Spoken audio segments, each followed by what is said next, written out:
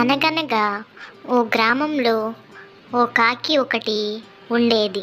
అది అక్కడ మిగతా కాకులతో కలిసి అప్పుడప్పుడు అడవి మొత్తం తిరిగి వచ్చేది. ఓసారి అడవిలోని కొలనులో బాతు కనిపిస్తుంది. కాకి దాని దగ్గరకు వెళ్ళి ఇలా అంటుంది. తెల్లగా ఎంత అందంగా ఉంది ఈ బాతు. దీనంత సంతోషంగా మరి ఏ పక్షి ఉండదు. నేను ఉన్నాను ఎందుకు అని అంటుంది బాతుతో. నేను అలాగే అనుకుని గర్వపడేదాన్ని, కానీ చిలుకని చూశాక నా అభిప్రాయం తప్పని అర్థమైంది. చిలుక ఎంత అందంగా ఉంటుందో, ఎరుపు ఆకుపచ్చ రంగుల్లో.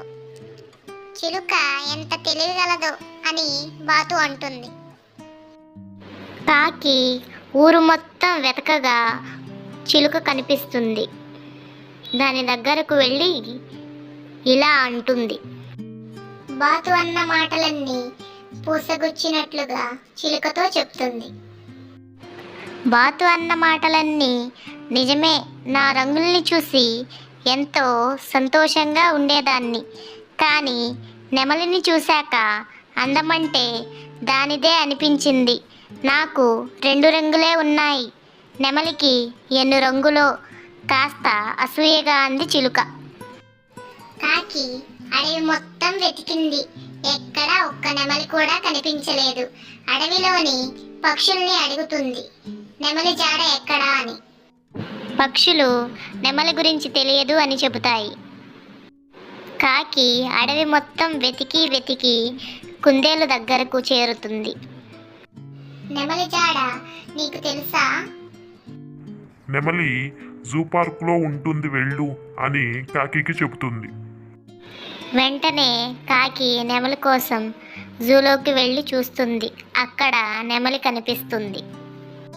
దాని దగ్గరికి వెళ్ళి పక్షులన్నింటిలోనూ అందమంటే నీదే, మనుషులకి నువ్వంటే ఎంత ఇష్టమో అంటూ పొగడ్తలతో ముంచెత్తుతుంది. కాకి చెప్పిందంతా దీనంగా వింటుంది నెమలి. నా అందం వల్లనే ఇక్కడ బందీ అయ్యాను. అడవిలో ఉన్నంత వరకు వేటగాళ్లతో భయపడి దాక్కుంటూ తిరగాల్సి వచ్చింది.